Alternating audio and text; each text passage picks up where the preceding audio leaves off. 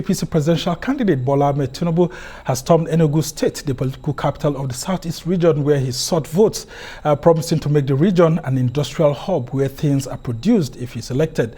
He said there was no need for Nigerians to be traveling to other nations when the country's fortunes could be turned around positively. But Tinubu was also under fire for a statement that the southeast region would only get, quote, soaked sliced bread, end of quote, as a region if they do not vote for him in next month's presidential election. Now, the APC candidate was also in Lagos, where he met with business leaders and said there was no major challenge with Nigeria's endless budget deficits in the last few years, promising a prosperous nation if elected.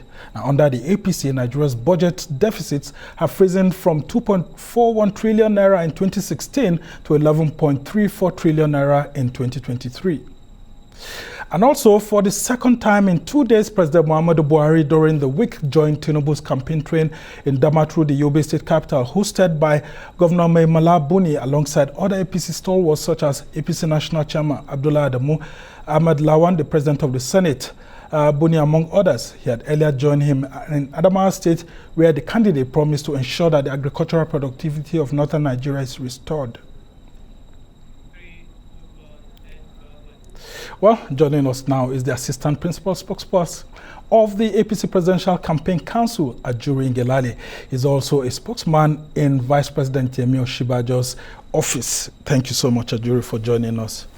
Thank you for having me. Yeah, so let's start with a review of the APC presidential campaign train. I mean, during the week, we saw President Muhammadu Buhari starting off from Adamawa and Yobe, and then eventually we saw the candidate Bola Ahmed Tinubu going to the southeast. In all of this, he's been making some promises, and the major campaign promises that Nigerians can hold on to is that the first one, he said that he's going to ensure that the productivity of the north in agriculture is restored. And the question is, what has the current APC government not done that the candidate will do separately? And then if you go to the southeast, he's promising to make it an industrial hub.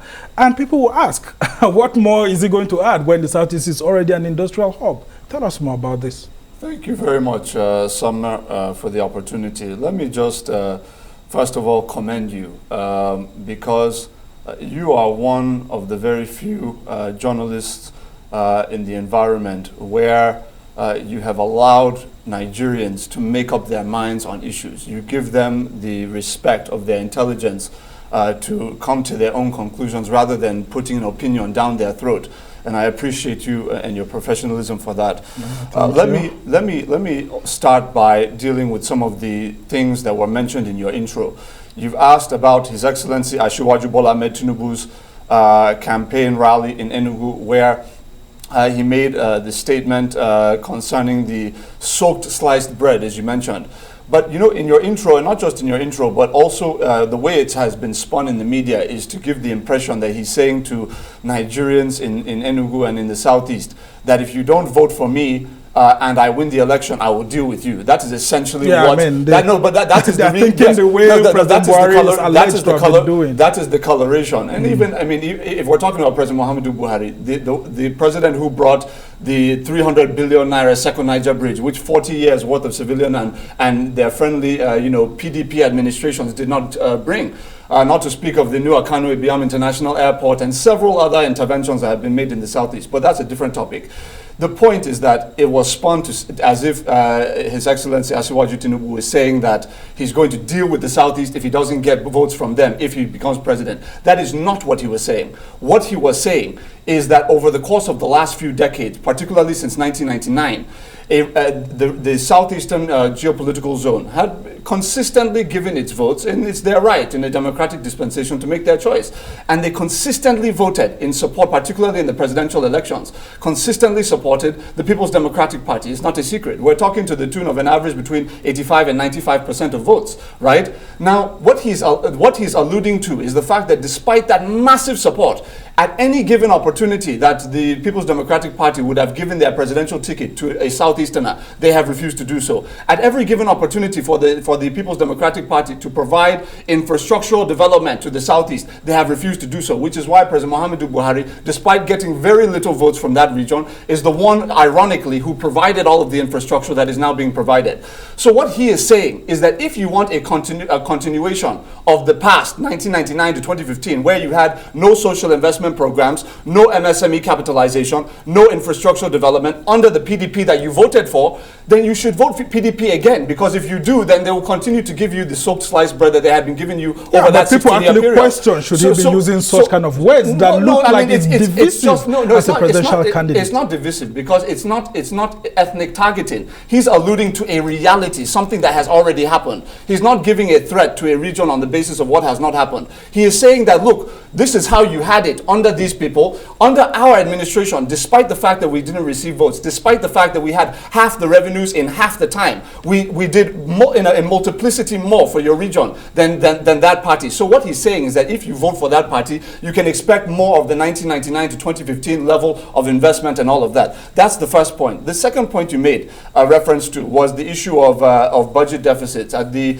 engagement at the NESG. Yes. In Lagos. Yes, I saw the headline on this day paper this morning, basically saying that Tinubu wants to run endless budget deficits. I found it interesting that the word endless was injected into his quotation as if he said it, because he did not say so. What he did say, however, is that it's important for us to understand that expansionist monetary policy, that is monetary policy that expands the economy, grows the GDP, and also puts money into the economy in such a way that Nigerians can have access to finance and access to cheap credit, that this involves oftentimes around the world budget deficits, running a budget deficit. What does that mean? He was giving an example of Japan and what happens. No, but it's not just Japan. But should we throw that part, considering the Japanese economy is much more developed than ours? No, but this is the irony of the situation, is that he was very clear in his statement that this is not running a budget deficit is not just a feature of developed economies. It's also a feature of developing economies and even underdeveloped economies.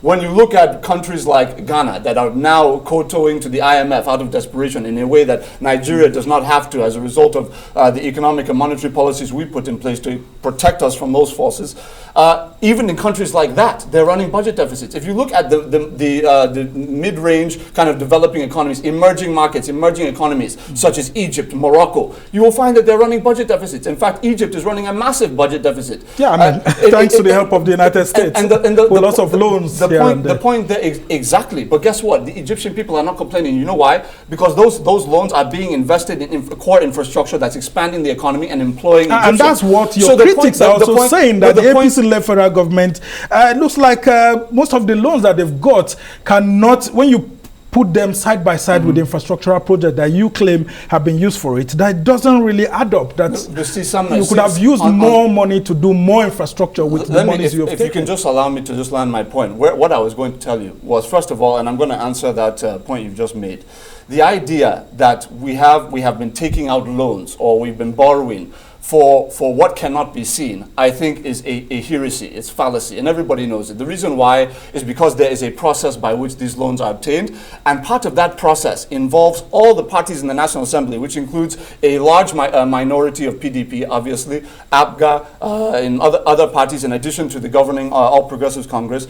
All of these members of our parliament, of the National Assembly, come together to get full breakdowns when they are approving our budgets, full breakdowns in terms of what it is each of the borrowings are going to be paying for. So when we say, for example, we're taking a loan from China Exim Bank on very low interest, we're talking between 1% and 2% interest for a rail line from Lagos to Ibadan, for example. Nigerians can see that, yes, when we took out that loan for Lagos to Ibadan, they can see it on ground. Within 3 years, we fully constructed that rail line. Now, today, they're using it. It did not exist in 2015, 2016. 2015. They know that. So when we talk about getting a loan to do 700 megawatt Zungero hydroelectric power project in Niger State, Nigerians know that the work is going on there and that it's going to be commissioned within the next 60 days, for example. When we say that we're doing, when we're getting Sukuk bonds to work on over 44 federal expressways across all of the geopolitical zones, go to Enugu, Port Harcourt today,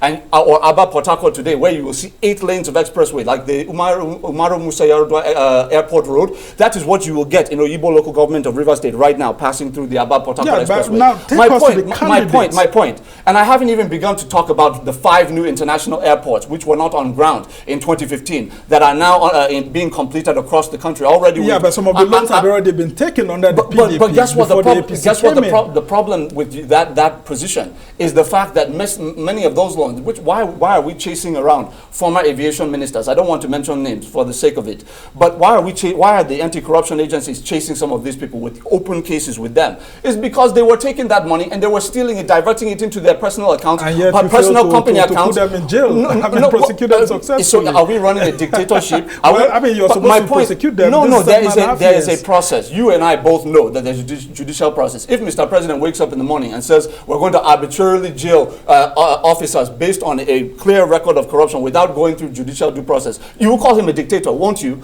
So what we're saying is you have to go through the process. Right now, EFCC is prosecuting these cases, and it has to go through the judicial process. When it does, it will come to a conclusion. But the point is that, back to the point, is that when you have these 5 international airports, you say, oh, well, PDP took out the loan. What did they do with the loan? This is the problem. In many cases, we have had to bring federal resources that are not loans we're talking about now, federally generated resources, to now put on top of loans that we had taken out before that were misdirected and misappropriated by some of these old officials, to now complete some of these projects. I can give you examples of Abuja-Kaduna Railway, same problem, where huge amounts of money was diverted. You and I know very well the $470 million Abuja CCTV project, the loan taken out from China, and we all know that nothing was on ground. That was started and done and fully stolen by PDP by the time we got into office. Today, we are repaying. By the way, Nigeria today is repaying that $470 million despite no investment, nothing to show for it. And the APC government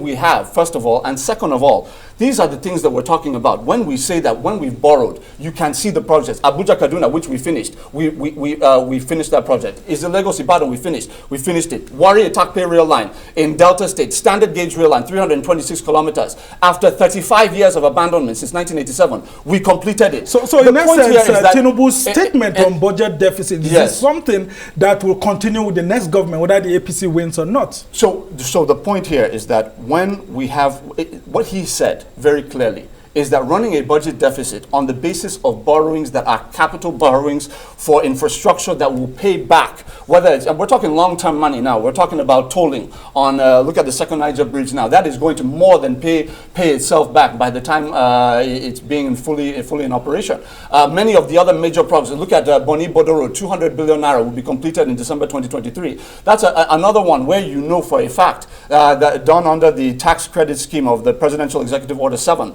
that by the time that road is tolled, for example, all of that money is going to come back. So our point here is whether it's rail line, it's not about moving human beings. This is what people get wrong. It's not about moving human being on the rail line. That's not where you make your money back to pay off the loan and now make the surplus. It's the cargo that you're going to be moving from Kano all the way through the country to the western seaports. Yeah, but I still bring you back to the issue of this budget deficit. Yeah, no, but the problem is that we have, as a nation, we have a revenue problem. Absolutely. And any government that is coming in from May 29th, 2023 needs to give a clear direction as to where it's going to get monies to finance its projects. So, most of the presidential candidates must tell us. Now, what's your candidate telling us about where he intends to get the monies to continue to run some of these projects that have been initiated by President Buhari and some of the projects that he will bring in place? Or is he telling us or preparing us ahead that he will continue with the borrowing? No, first of all, let's be very clear about some things. First of all, we'll have the removal of the fuel subsidy. We're not hiding it. We're not like some of the other presidential candidates that are saying one thing to the public and saying another thing to businessmen behind closed doors. We are actually telling Nigerians exactly what our plans are, not just on monetary policy, but also on fiscal policy and where those investments will be directed. So first of all, Absolutely. Do we intend to run a budget deficit in the interim, in the near term, to be able to finance the investments we must make to expand the economy? Absolutely, we will do that. Now, but when you say where will we raise revenues from immediately, there are a few areas. Number one, let's understand that we're going to remove the fuel subsidy immediately. We're not going to wait. This is not something we're kicking the can down the road on. We're going to remove it when His Excellency Asiwaju, by the grace of God, Tinubu comes into office. Yes. Now, that is going to bring a savings of between $3 and $5 billion, depending on what the international oil price is at any given point in time annually, right? A massive savings. In fact, that a lot of the borrowing we're taking today, for example, is that some of it that is supplementing the oil subsidy will no longer be in place. So that is going to help us as well. That's one area. Secondly, another major element, and this is one of the most underappreciated elements of what President Muhammadu Buhari has been able to achieve, is that if you recall, when we had the oil shock of 2014, most Nigerians forget, because it's just short-term memory sometimes when we think of how the economy actually was. In 2014, we had the oil shock when it went almost within 30 days from about $120 per barrel down to something like $40 per barrel or $50 per barrel. There was a big shock. What happened?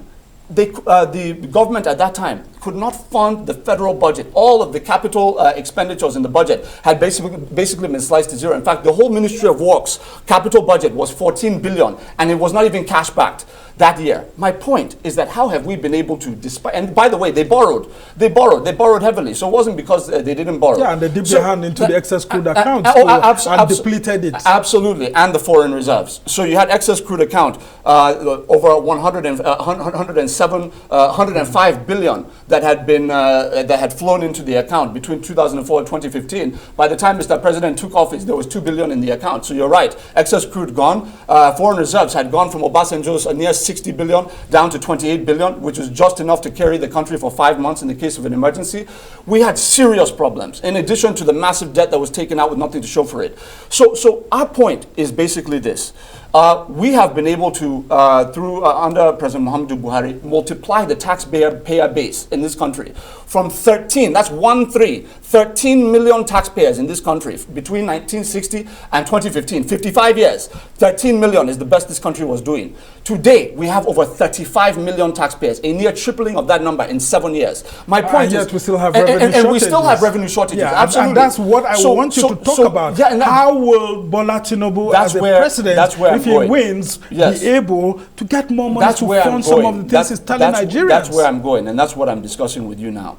Is imagine if we had not been able to do what we've done in terms of tripling the taxpayer base. Imagine how bad the revenue situation would have been today if we had not achieved that. The point here is, in addition to the fuel subsidy removal, in addition to increasing the taxpayer base, increasing the net, we are not focused on how we're going to increase taxes on companies. In fact, our administration has done the opposite. With the finance acts that have been passed into law, you know very well that we've given company income tax exemptions to every MSME in this country operating under an annual profit margin of 25 million naira. We have standardized a lower company income tax, even for a large-scale industry in the country, to encourage investment. That has been codified in the finance bills and finance acts that have been signed into law. Now, in addition to all of that, we are saying that if we are able to now expedite and accelerate those reforms in terms of increasing automation, in terms of how we're going to get our people paying taxes across the country. We currently have a tax to GDP ratio of 6%. We know that the international average is about 15%. That's where we need to get to, according to the World Bank. So we are far cry away. We have a lot more people in this country who can pay tax, who should pay tax, that are not paying tax. That's one area. By doing so, you don't have to put the tax burden of increased taxes on the companies that are already paying tax. Just expand the net. Then, secondly, many of the investments we're making, President Muhammadu Buhari has obviously invested massively in new oil exploration. Why is that important? Yeah, if we're talking about, we're also hearing that Nasarasi is going to join the absolutely joining the oil producing bandwagon. So what we are doing is under the PIA, and this is another underreported aspect of what we've been able to do. Under the PIA, one of the mandates is that 30% of all of the profit oil under the new NNPC Limited must be devoted to exploration activities across this country. Yes, the two major ones that have come up so far, Komani in Bauchi, Gombe, which is a $3 billion plus investment, which, by the way, is not all Nigeria or NNPC money. We have foreign direct investment involved there as well. It's a joint venture. So you have that going on. Nasarawa, we're about to start drilling by March 2023. We're going to put the drills down. Then we have exploration going on, ironically, in one of our favorite regions, the southeast, where we have the Anambra Basin is currently undergoing massive exploration activities. The point is that when we have all of this new oil production, that is new revenue for the Federation. In addition to that, and this is very, very critical, President Muhammadu Buhari had invested $12 billion in the new NLNG Train 7, which is going to add a third of our total current gas production capacity to our current total gas production capacity, meaning that you're going to have billions of dollars of more, prospective gas revenue at a time. The last point, very quickly, I know you want quickly. I mean, the last point is we're not just increasing gas production by a third of our current total with NLNG Train 7. We're already very deep in negotiations on NLNG Train 8. So that we can further expand production. But that's not the thing. The main thing is transmission. How do you get gas from the creeks into the market, into the international market? For the first time, because of the $2.8 billion Ajaokuta Kaduna Kano gas pipeline put in place under this administration, which will be opened by March 2023 during this administration, we are now going to be able to transport via pipeline our gas from the Nigerian gas production headquarters all the way up through northern Nigeria with a connection line through the Sahara to the Algerian pipeline system, taking our gas project up to Western Europe, meaning that that's billions of dollars of new revenue from gas sales that we would not have had otherwise. And that's not even including the new Nigeria-Morocco gas pipeline. Okay, now let's come back to politics. Yes. You see Tinubu. You can see why when we talk about, sorry, just very quickly, you can see why when we talk infrastructure projects, what we borrowed for, when you're looking at AKK, NLNG expansion, all these things that I haven't even talked about roads, the local Waito Bridge. I've not talked about Lagos Ibadan Expressway. Let's talk about the candidate now. We've seen Bola Tinubu traversing, some of these states in the southeast, like I asked earlier. He's saying that he's going to develop it into an industrial hub. And I'm saying, what's going to be different from what we've had there before? And then he's saying that he's going to ensure that the agricultural productivity of the north is strengthened. Now how much more can Nigerians trust him as we head towards election day? Thank you very much. So I've said all that I've said already to just lay the foundation that President Muhammadu Buhari has given us more than enough achievements across sectors to campaign on. Nigerians can see and know that these things have been done, and all of that. Now, to your question, which is now forward-looking, what is His Excellency Asiwaju Tinubu going to do? There are a few things. On the agricultural question, it's ironic that we're not even looking at agriculture as a northern regional project. It is in our party manifesto today, under His Excellency Asiwaju Tinubu's guidance, that we are going to now make the entire nation, rather than just one region or two regions, the bread basket of the country. We want the entire nation to be the bread basket. How are we going to do that? Currently, we have about 35% of all of our arable lands in this country under cultivation, meaning that 65% or two-thirds is lying fallow, no productivity. What we're going to do is we're going to deploy our rural youths. There are two major segments we want to cater to in the new economy: rural youths and urban youths. The rural youth question, these are youths that have not had the opportunity to go to secondary school and university and polytechnic. We want to take millions of our rural youths, and they're going to be engaged in a massive nationwide mass land clearing exercise. And would that be different from what you already have with some of the programs, social investment programs you put in place? Well, absolutely. First of all, the social investment, you're talking of Empower, where you had 500,000 young people that don't just deal with agriculture. They're dealing with car mechanization, the automobile works. They're dealing with ICT. They're dealing with so many different. So what we're talking about, and that's for graduates, we're talking about rural youth. We have to cater to everybody. We can't sit in a silo where we only cater to people who've gone to school. No, all Nigerians matter. So what we're saying is that the rural Nigerians who've not had rural youths who have not had an opportunity to go to school, but who have very able bodies, let's get them in their millions out on our farmlands across this country, clearing the lands, making these lands cultivatable. And His Excellency Asiwaju Tinubu is telling Nigerians, promising Nigerians, and we're saying it on national television, that by 2027, the end of his first term, he would have raised the cultivatable land in this country from 35% currently of arable land to 65%, meaning that we'll have 1/3 to go in the second term. So that's really that. that, and when you talk about agriculture, so that across this country we can be producing all sorts of exportable items for further wealth generation and revenue generation and job creation. Now, in addition to that, we talk about rural youths. Now, this is where I think the most central piece of what His Excellency Asiwaju Tinubu is promising Nigerians is what I'm about to describe, and I hope you just allow me 2 minutes. Yeah, I mean, those do that to try to end off this conversation. Very quickly, how it works is His Excellency Asiwaju Tinubu is going to introduce what we call a consumer credit system. The idea is we want all Nigerians of all income levels to be able to access those goods and services that for decades now only the elites in this country have had access to. How do we do that? We are going to be, through the Central Bank of Nigeria, providing enhanced monetary policy ratios, enhanced interbank settlement offers and the like, to incentivize them to lend trillions of naira to the real sector, really unlocking it for the average Nigerian to go in as a civil servant or as a self-employed person to say, look, my income is 100,000 naira per month or 50,000 naira per month. I can give you my employment letter. I can even give you all of my bank records to show that, yes, these are my inflows. So as to be able to get a mortgage. Yes, so that there's predictability. Okay. Now, with that, we are going to be able to provide mortgages to these citizens. And by the way, it's important to note that in Lagos State, at the time, Governor Bola Tinubu had actually already implemented for civil servants in Lagos State this same plan that we're talking about nationalizing, which basically involves deductions from the payrolls, for example, of civil servants toward a mortgage in a house that they are leasing to own. Yeah, but if you look at the Lagos State plan that you're talking about, it wasn't so much successful. I mean, a lot of civil servants didn't have so much access to it. I know that even if we're talking about current governor is still continuing with that. Of course, my dear brother, at the time. And we've seen that Fashola tried to put something like that at the national level, but it still hasn't been so much successful. If we're talking, first of all, we have to be able to distinguish between the success of a program and the longevity of a program. The success of a program does not mean on day one that everybody will be covered. No nation works like that. Social Security in the United States did not cover every citizen on day one. There was a process. People evolve into it, right?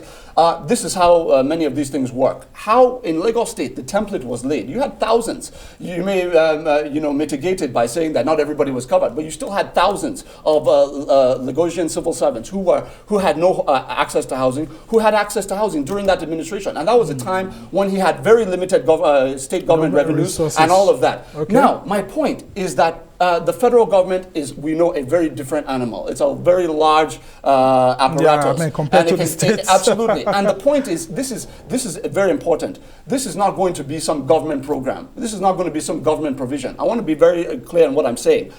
How it works is that we're going to be incentivizing private developers. It's private sector driven. We're going to incentivize private sector developers with tax rebates and tax credits and grants to incentivize them to construct social housing developments. These are houses that will cost between, I'm talking about finished houses, that will cost between 2 million naira and 4 million naira. We know it can be done because under the Nigeria Economic Sustainability Plan during COVID, we actually succeeded in doing it at a small level. Yeah, but I mean, as we try to round off this conversation, Jury, some of these projects are very good, but do 133 million people still poor based on the survey that we have said? I mean, how would a lot of people be able to get get access to this credit when many people are out of jobs? This is what we're talking. See, this is what we're talking about. There are different categories of the Nigerian citizenry, right? We're talking about, first of all, providing housing to those who have jobs, right? You have to start somewhere. Now, for those who don't have jobs, why are we talking about engaging 10 million rural youths across this country in mass land clearing? These are jobs which create revenue and also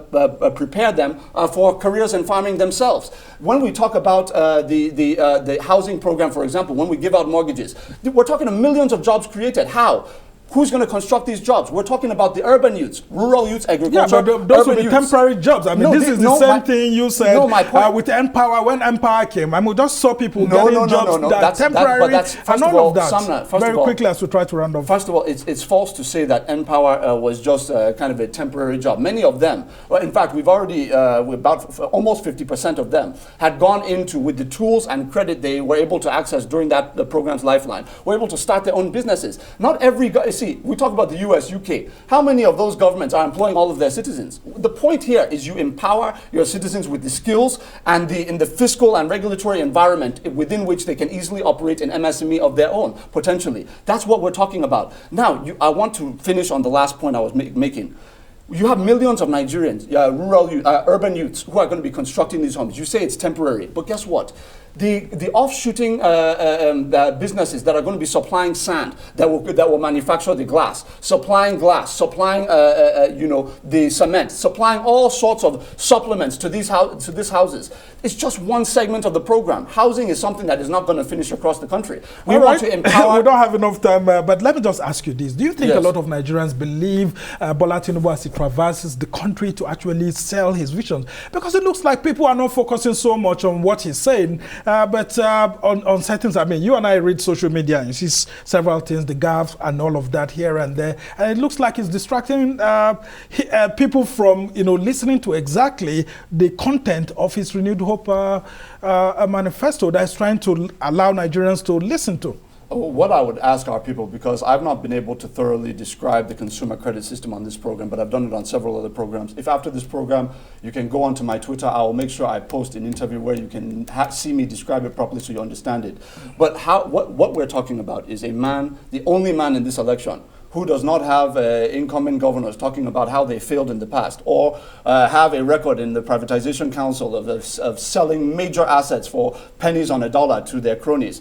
This is a candidate who has a record, a very clear record of development, who has said, look, what was Lagos State when I inherited? What is Lagos State today? What was revenue generation when I inherited? We had the same revenue shocks in Lagos State at that time, when federal government under Obasanjo was keeping the allocations. What happened? Today, it is the reference point for IGR development in the country. My point is that this is where Nigeria presently is today with some of the revenue challenges, right? In spite of our best efforts, because there are things out of our control. You had the once-in-a-century pandemic, COVID-19. You had two economic recessions. Maybe the voters are saying you made too much promises in 2015 and 2019. The point is, all the things I've reeled out to you on this program show that we've delivered on many of those promises. Nobody can foresee a pandemic, for goodness sake. You know that. Yeah, but the believability of this government seems to be very low. And I want to ask you that. The question is, what have you done? There's a problem with that. The believability of the APC-led federal government seems to be very low. What exactly is the problem? First of all, look, there is definitely hardship in the land. You are not going to have hardship around the world, unemployment around the world, mass evictions in even developed countries. Go and look at what's happening in the UK with massive strike actions, tens of thousands of doctors leaving the country as a result of the conditions, energy crisis and all of that.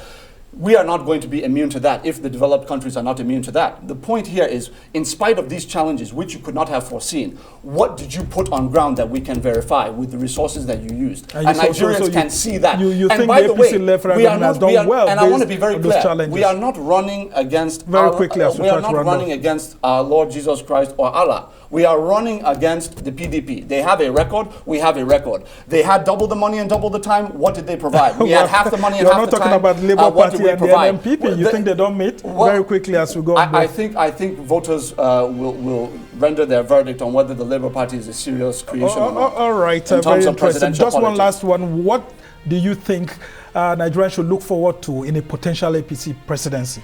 Just very quickly. Aside a conclusion of many of the landmark projects we put in place, you are going to see an innovative thinker who has done it in Lagos do it at the national level with a much